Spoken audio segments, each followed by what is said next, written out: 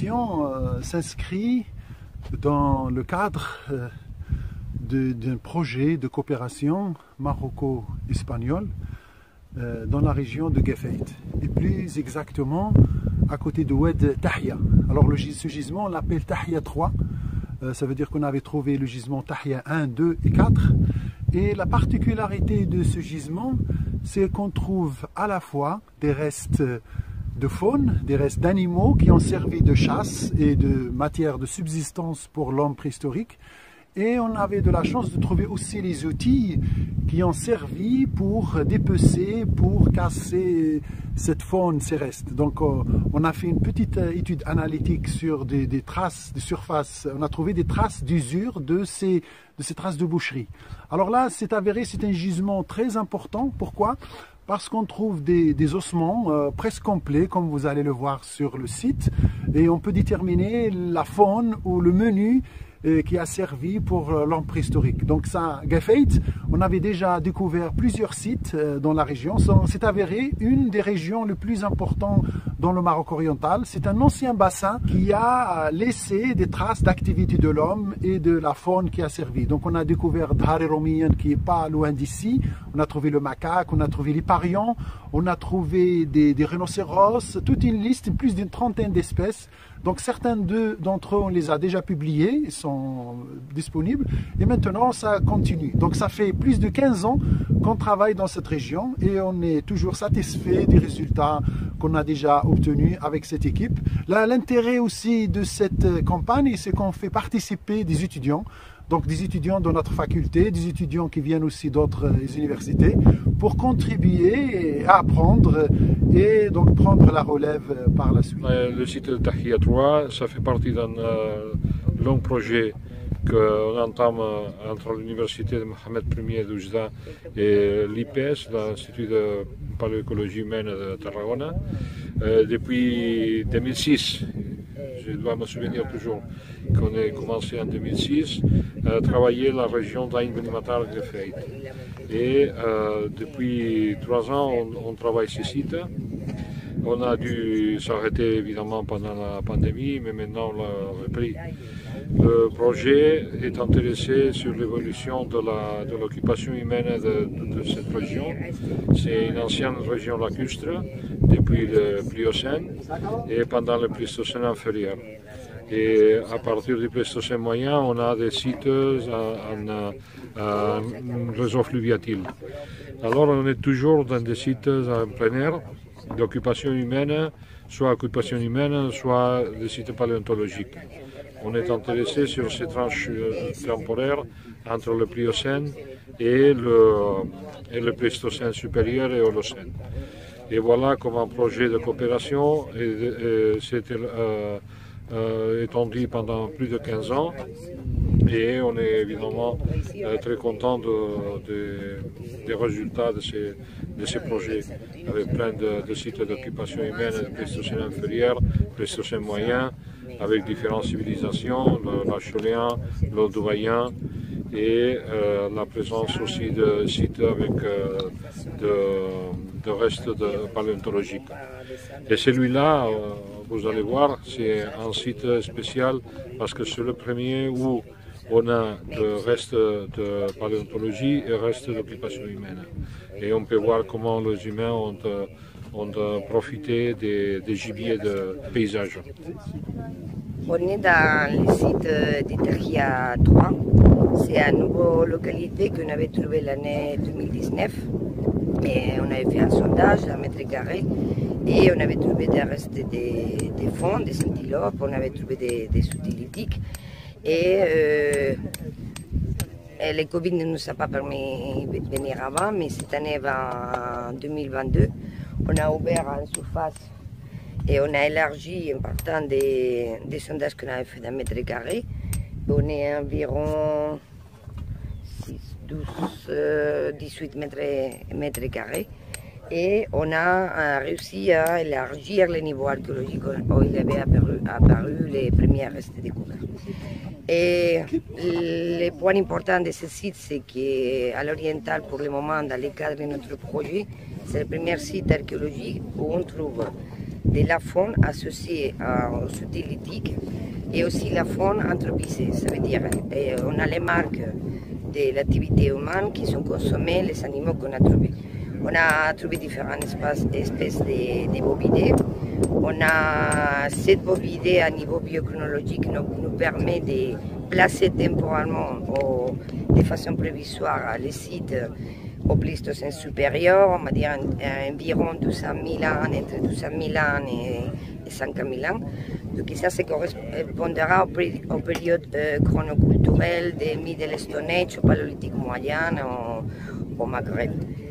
Et lors de la fouille, un des objectifs, à part de placer tous les restes archéologiques en contexte, on utilise des stations totales pour avoir tous les contextes, pour essayer de reconstruire pas seulement les phases d'occupation humaine.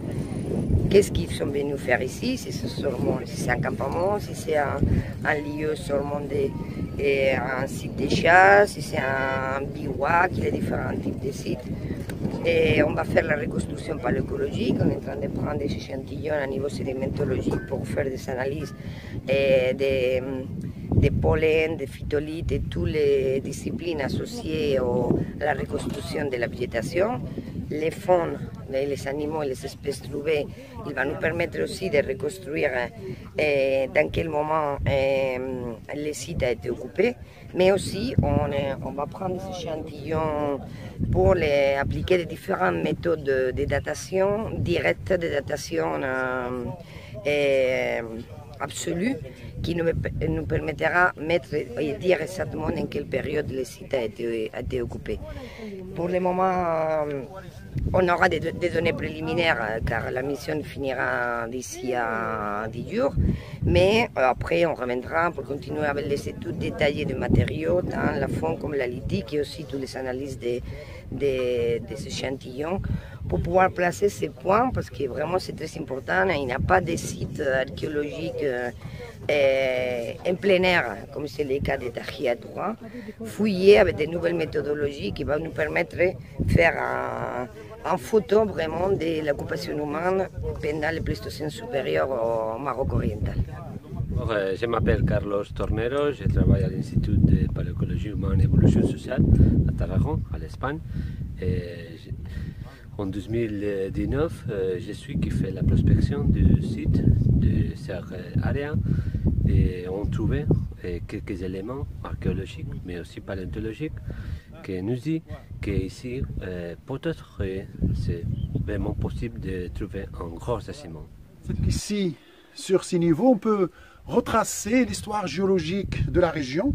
Donc on a déjà, à partir du secondaire, ces espèces sont caractéristiques du Mésozoïque, Rhynchonella et Terebratula du Mésozoïque, donc on peut, des brachiopodes du Mésozoïque. Donc on peut, avec cette stratigraphie, retracer l'histoire géologique et on arrive jusqu'à l'occupation humaine. Ces niveaux sont très loin de l'homme, mais en arrivant à la surface, on peut trouver des occupations humaines avec des faunes caractéristiques de l'ère quaternaire, comme on a vu des alcélaphes, des antilopes, associées avec l'industrie lithique qu'on a vue sur le gisement de Tahria 3.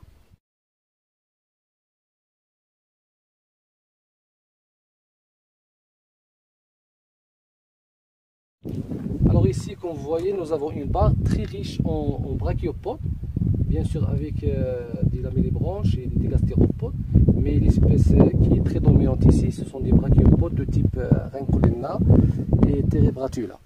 Normalement, ces brachiopodes ils sont apparus depuis le Carbonifère jusqu'à l'actuel. Mais ces deux espèces ils caractérisent l'ère secondaire, c'est-à-dire le Mésozoïque. Cette concentration, normalement, est due à une asphyxie, peut-être à une crise biologique, mais peut-être à une asphyxie et une mort massive. Donc ça, ce qu'il vient de dire M. Mohamedi Hicham, c'est cette concentration, donc cette barre, on voit bien l'accumulation de ces brachiopodes, de ces types, surtout ce sont des Rhynchonella qui sont concentrés. Alors c'est une mort naturelle, massive, qui a provoqué ça, une asphyxie ou des conditions climatiques défavorables pour cette mort naturelle et en grande quantité. On voit que cette espèce-là qui est très abondante, comme on voit sur toute la barre, il y a une continuité et grâce donc c'est un niveau secondaire mésozoïque, mais grâce à l'oued qui a pu provoquer cette érosion, de mettre à nu cette barre qui nous a permis de découvrir. Donc vous voyez une forte concentration de ces... Et dans un autre coin, on trouve des niveaux à Terebratula, des mêmes brachiopodes, mais qui ont cette coquille lisse. Donc ça, c'est toujours avec des marnes, donc sont concentrés dans les marnes du secondaire, donc on les trouve forte concentration. Donc c'est un gisement paléontologique à part, qui n'a rien à voir avec le gisement archéologique qu'on est en train de fouiller à quelques mètres d'ici. Donc ça, l'importance de ce site, c'est qu'on a un gisement naturel à côté d'un gisement archéologique. Donc ce qui fait un patrimoine très riche, naturel et archéologique. Donc que c'est fait de la région de Gefeit un des sites privilégiés pour l'étude de la paléontologie et de l'archéologie dans la région de l'Anatolie.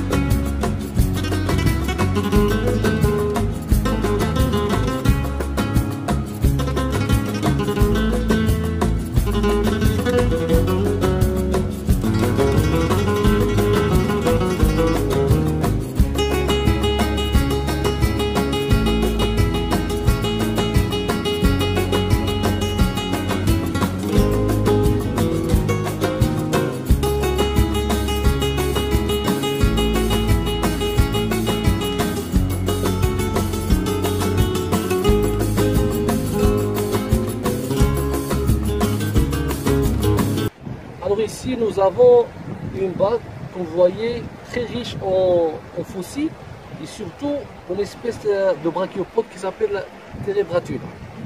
Aussi nous avons quelques espèces de Rhynchonella, mais la majorité des espèces ici ce sont des brachiopodes de type Terebratula avec quelquefois des ammonites, donc ça confirme qu'on est dans le secondaire, donc le mésozoïque. Donc comme vous voyez, nous avons une masse très importante, un nombre très important de ces fossiles. Donc sa concentration résulte d'une mort massive de ces espèces. Voilà, il y a toujours le niveau de Terebratula, mais regarde, ça c'est avec des espèces qui sont un peu plus grandes que ce qu'on connaît d'habitude. Donc il y a, regardez la richesse, tout jonché de restes de ces brachulas de très grande taille. Regarde ici, voilà, il y en a un, il y en a là. Donc une forte richesse de ce genre. Il y en a. On trouve quelques rares genres de Rhynchonella. Donc il y a une forte concentration de Terebratula et quelques espèces, quelques spécimens de Rhynchonella. L'inverse que ce que nous avons vu sur l'autre rive, c'est qu'il y avait une forte concentration, abondance de ce brachiopode rugueux à coquille, donc qui est rugueux, c'est Rhynchonella. Ici c'est l'inverse, forte concentration de Terebratula par rapport à Rhynchonella.